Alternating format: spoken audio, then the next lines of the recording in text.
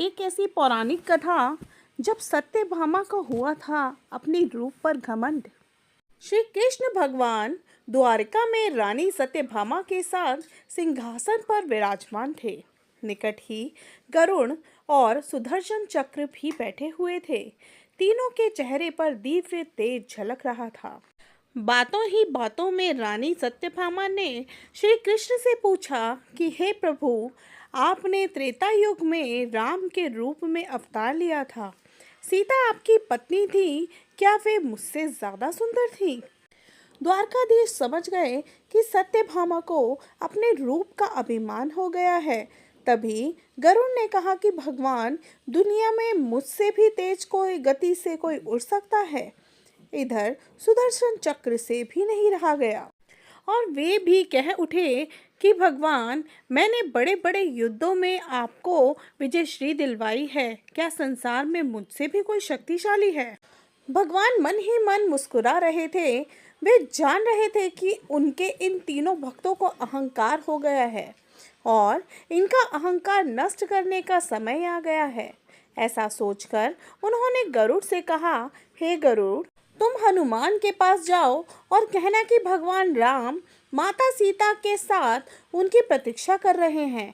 गरुड़ भगवान की आज्ञा लेकर हनुमान को लाने के लिए चले गए।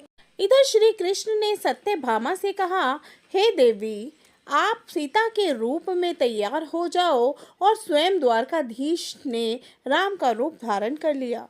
मधुसूदन ने सुदर्शन चक्र को आज्ञा देते हुए कहा कि तुम महल के प्रवेश द्वार पर पहरा दो और ध्यान रहे कि मेरी आज्ञा के बिना कोई प्रवेश ना करे।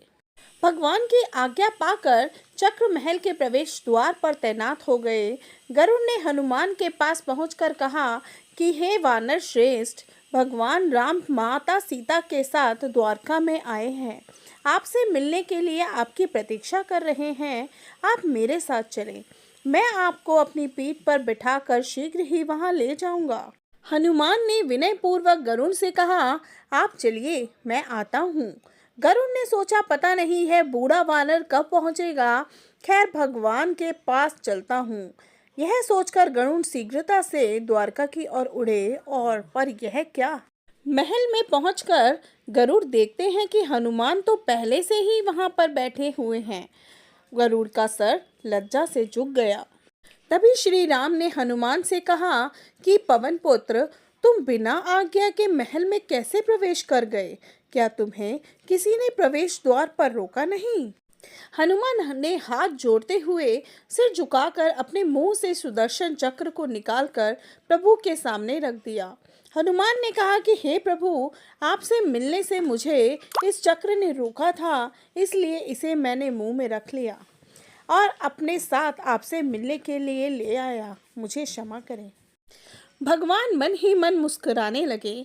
हनुमान ने हाथ जोड़ते हुए श्री राम से प्रश्न किया, हे प्रभु, आज आपने माता सीता के स्थान पर किस दासी को इतना सम्मान दे दिया है कि वह आपके सिंहासन पर आपके साथ विराजमान है? रानी सत्यभामा का अहंकार भंग होने की बारी थी। इन्हें सुंदरता का अहंकार हो गया था, जो पल भर में चूर हो गया था।